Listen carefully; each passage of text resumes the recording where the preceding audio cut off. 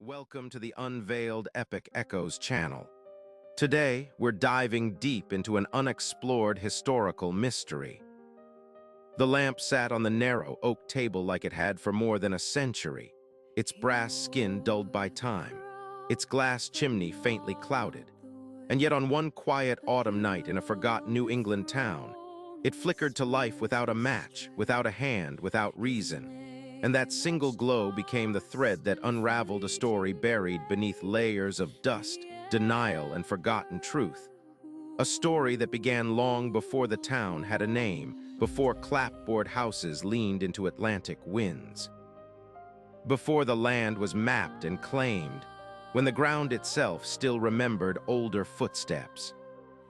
The house belonged to a historian by trade and by temperament, a woman whose life was shaped by patience and curiosity rather than urgency, and she had returned to this inherited home to catalog family artifacts for a local archive, expecting nothing more mysterious than old letters and cracked photographs.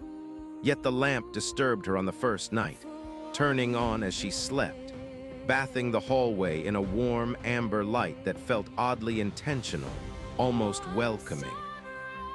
And when she rose to switch it off, she noticed etched markings along its base, symbols she had seen once before in a field notebook while researching pre-colonial trade routes, markings attributed not to European hands, but to an ancient, semi-mythical group spoken of in indigenous oral histories as the keepers of the ember, wanderers who believed light was a language and fire a memory that could outlast stone.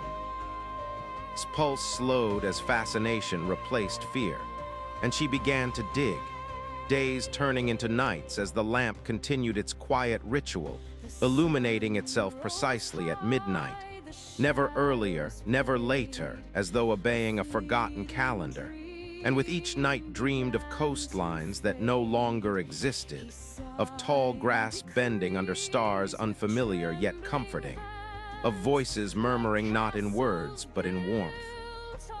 Her research led her beneath the town library where old ledgers were stored, and there she found references to an unrecorded expedition in the early 1600s, a group of settlers who vanished inland without trace, led by a minister who wrote obsessively about a living light, entrusted to him by native guides who warned it must never be extinguished, for it carried the memory of a time when humans first learned to hold fire without fear, a covenant between earth and witness. As read on, the connection sharpened, the name appearing in the margins as reluctant custodians, sworn not to speak of the lamp's true nature. For in the late 1700s, a fire had swept through the region after an attempt was made to melt it down. And only when the lamp was restored to its place did the flames recede, as if the land itself exhaled. The mystery deepened when followed an old map to a clearing beyond town where stone rings lay half-buried. And standing there at dusk, she felt the same warmth she felt when the lamp turned on, a presence that was neither threatening nor benign but ancient and observant. And she realized the lamp was not a tool but a beacon, a memory anchor designed to awaken when the world drifted too far from its origins. The climax came on a storm-lashed night when the power failed across the town, plunging everything into darkness except's house, the lamp blazing brighter than ever, its light spilling out the windows like a steady heartbeat, drawing townsfolk who gathered silently, their fear soothed by the glow, their stories loosening as elders spoke of grandparents who claimed the land once sang, of nights when fires never needed kindling, and understood then that the lamp had chosen this moment to remind them. Not to warn, but to reconnect, to let modern minds brush against an older truth that progress had not erased but merely dimmed. As dawn broke, the lamp dimmed for the first time on its own, settling back into stillness, its task complete, and felt no loss, only calm, knowing the light would return when needed, that history was not dead ink on paper, but a living current flowing through objects, people, and place. She donated her findings not as proof, but as story, allowing wonder to remain intact, and the town changed in small, almost invisible ways.